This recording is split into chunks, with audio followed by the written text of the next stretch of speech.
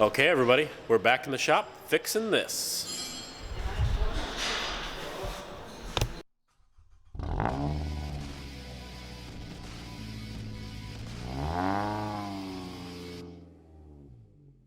How's it going, guys? Welcome back to the Make It and Break It YouTube channel. My name's Andrew, and behind us is our Project Ute 300C car build.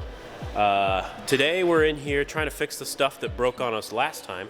Mainly the right front turn signal is no longer blinking. As you guys saw in the intro, I had the flashes on, you know, the hazard light stuff that's supposed to keep people from hitting you and sometimes works. The right front turn signal wasn't turning on, and this is true whether I use the flashers or just the indicator lights. So something's broken. I'm pretty sure we checked that when we rewired our headlights to make sure everything worked. So it's either something we introduced later or something that just broke, because this is a Chrysler and everything breaks. So we're gonna go fix that today, and in the process, since we really gotta pull the bumper anyway to get to the bottom light, you don't really have to, but I mean, we're gonna go do that since it's a little bit easier. Since we're gonna pull the bumper, I'm gonna replace the side marker lights. I got some replacements in this box here. And so we have those working because we might as well fix it if it's there. I don't think it's legally required in any way, shape, or form, but we'll fix it. And then if nothing else breaks and this goes quickly, I'll walk you guys through a salvage car inspection in Washington State. And I'll try and clarify the stuff there that's just not obvious at all in the online or in the forums or anything. So let's get to it.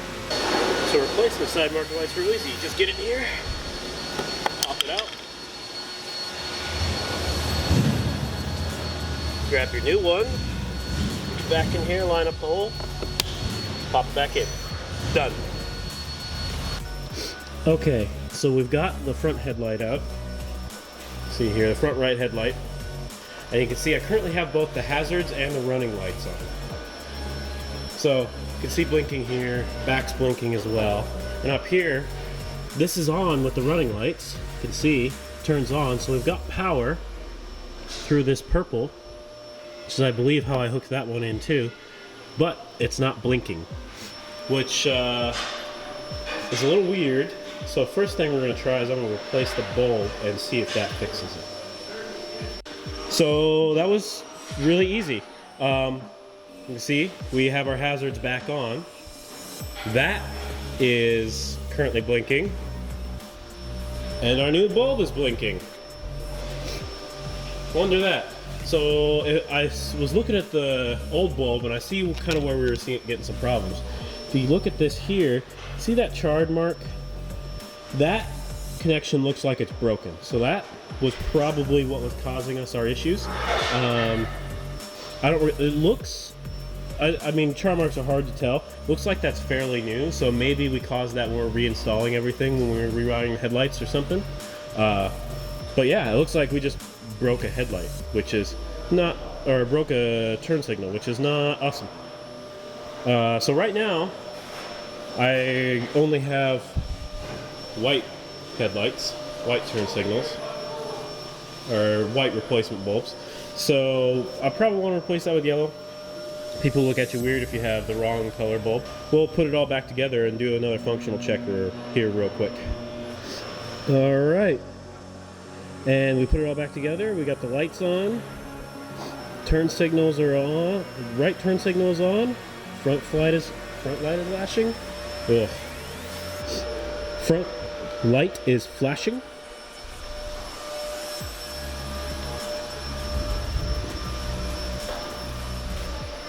And rear light is flashing. So it's fixed.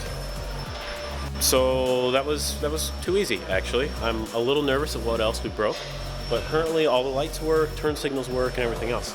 So I might go try and find an amber turn signal, this one, because the one I have in there right now is white. So I might go try and find an amber one here real quick, just so it's yellow and everything matches.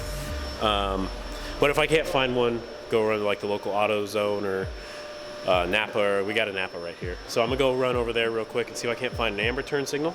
And then what I think we'll do is we'll either while we're driving or have a sit down or maybe some of both, we'll go through a Washington State salvage car inspection, places you got to go, things you got to get in order to successfully do that, at least so far, and we'll give you a rundown. I might even film it while we're going and doing it. We'll give you a rundown afterwards and how well it goes. So off we go. So we're in the Daily Driver TC. Gonna leave the shop here and go get ourselves a light. But while we're doing that, I want to talk through kind of the requirements of Washington State and how you get a salvage car from insurance, auto, salvage, whatever, auction to driving back on the street. So what and this will be different for pretty much every state you're in. Almost all states have some sort of process other than just taking it to your DMV and paying whatever fees. Usually they have some sort of inspection or whatever process. But Washington State's is a little annoying because you have to run a bunch of different places to get it done. So in Washington State, sorry about the audio. This would not be my normal audio setup for in-car driving, especially in a car that's, well, not as sound nice as this one is, because normally the camera I'm shooting right now would be my helmet camera, and I'd have a microphone piped into that, and I'd be using GoPros around the car for that sort of shot. But this is the camera I have, so we're shooting it while we're going. So in Washington State, it's basically a three-step process to go from salvage car to titled and legal car. So the first step, you have to go to your Department of Licensing, which is the Washington State, Department of your Vehicle Licensing Office. So Washington State has split licensing from driver's license and vehicles licenses. You have to go to your vehicle license office and get a request for title inspection. And we stuck behind a train. So you have to get a request for title inspection, which is basically the office, that vehicle licensing office, saying, hey, we've looked at his paperwork, it looks like he might own the car. State Patrol, please inspect and verify that he owns the car and all the safety equipment is working properly.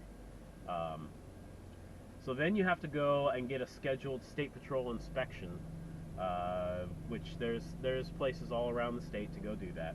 And they'll go through and they'll look for what are called major vehicle components, things like your chassis, your engine, your differentials, that sort of thing, like the big components that make up most of the car. And they'll look for receipts for all of those, and for that inspection you need original signed receipts. So like I have a salvage, I had an earlier episode here where I'm running around trying to find receipts. That's because I didn't have the original ink on paper receipt for the Chrysler. And you need that for the State Patrol inspection, otherwise they're not going to like it. And best case scenario, you get to get a car without a title, and it's called ownership under I don't know, some sort of different ownership type that will let you register the car, but you won't get a title. And if you register it for 3 years and no one puts in a claim that they own the car, then you'll get the title. It's kind of proof that you own the car if you don't have proof that you own the car, sort of thing. So you want to have your originals for all of your major components, and when you're doing this work, or when you're there, you have to have everything working. So things like your airbag lights have to turn on and then go off. You can't, your headlights have to work. Your turn signals probably have to work. Your brake lights have to work. Things like that. So all of the safety stuff to make it okay to drive on the road, you have to do. What you don't necessarily have to do at that point is have the check engine lights off. But you saw me working a lot on the check engine lights, and that's because The next thing you have to do is go through the regular, once you have all that signed and State Patrol says, yeah, you're good to go, you have to go through the regular registration process. So Washington State has emissions testing in certain counties ending this year, but it has emission testing in certain counties, which means before you can transfer ownership of a car or renew your plates for certain model years, you have to go get an emissions test. And if you do get the emissions test, if you have any check engine lights, you're going to fail. And it's going to suck, and you pay $15 and have to go fix it and then go back. So it's kind of the problem we were running through with the RX-8 is it'll fail, and you'll have to go either get it fixed or fix it yourself. But if you fix it yourself and it doesn't fix it, your second free test will also fail, and you'll have to go get it fixed again. It's really annoying. But our car was throwing check engine lights, which means it would have failed the plug-in OBD2 test. It also would have failed because the check engine lights stop all of your ECU's processes from checking to make sure they're okay. So it would have had too many incomplete processes running at that time. So now that we've cleared the codes, it should be good. So once we get about 10 miles of driving in, we'll get everything all checked out, and we should be able to clear the emissions test. And what is going on here? So anyway, now that we clear the codes, we should be able to pass the emissions test just fine. I'm not too worried about that. So after you do all that, you get to take all of your receipts and your paperwork and everything else and go back to your licensing office. And at that point, they will go through your receipts, determine how much your car is actually worth. Then you get to pay all of your wonderful taxes and registration fees and everything else, and you get your registration, your license plates, and all that sort of jazz.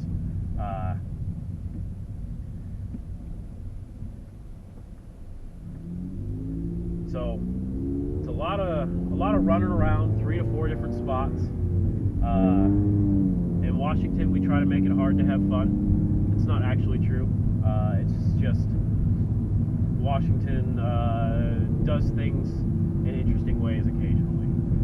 But it's a lot different, especially those of you who are watching this channel. And I assume if you're watching this channel, you're also watching stuff like B is for Build and Sam Crack and those guys who rebuild cars.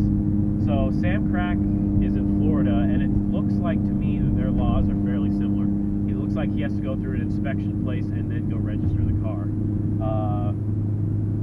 B is for Build, he gets to live in Oregon, which is just a state south, but all the inspections that would be State Patrol are done at the DMV by the DMV person. So you get to go to just one spot and have them inspect all their stuff, and then you go about your day. That is a lot nicer than what we get to do here. And it'll vary even more than that from state to state. Some states have very little inspections, some states have a lot. It just changes. Washington, we like our regulations here. Some of them help us, some of them don't. This one I find particularly annoying, but what are you going to do? So that's kind of the rundown on state inspections for salvage cars. If you guys want some more specific information, I can I'll provide links down below to the various the various websites and pages for these things, because I found it very hard to go through all this stuff. There's also some specific stuff in Washington. Now that we made it to the auto parts store, there's some specific stuff in Washington where certain vehicles will get salvage titles based on how old or how much the vehicle was worth when it was crashed. The Chrysler was not worth enough to get a salvage title, so the funny thing is we're going to get a clean title on this Chrysler when we're done building it, if I'm reading all the rules correctly, which is hilarious. So I'm going to go run inside, pick up the lights, we'll go swap that over, and then see if we can't find something else that's broken on this thing before we take it in. See you guys there. Alright. As stuff falls behind me, this is the final walk around. We got blinking lights on both sides. We have lights, headlights working. We have lighted side markers. And if we go to the back here,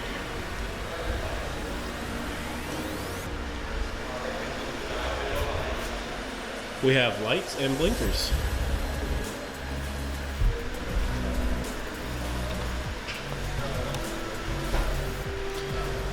So we fixed it. So that's it, everyone. We've got the lights working. There's no check engine lights. Airbag lights are out. Everything seems to be okay, and I think we're ready for our inspection. So we'll get that inspection scheduled here, and that'll probably be the next video, either going through the inspection or some sort of like review of my inspection preps or something like that. And then we get to do the real stuff. We get to start cutting, welding, and making this big girl into the Ute that she really wants to be. Hopefully you guys found our explanation of Washington State's salvage car inspection process useful. I know I spent a lot of time online trying to figure all that stuff out. So hopefully it helps at least one of you. So thanks for watching this video, guys. My name's Andrew and this is Make It and Break It. If you like this video, go ahead and hit the like button down below.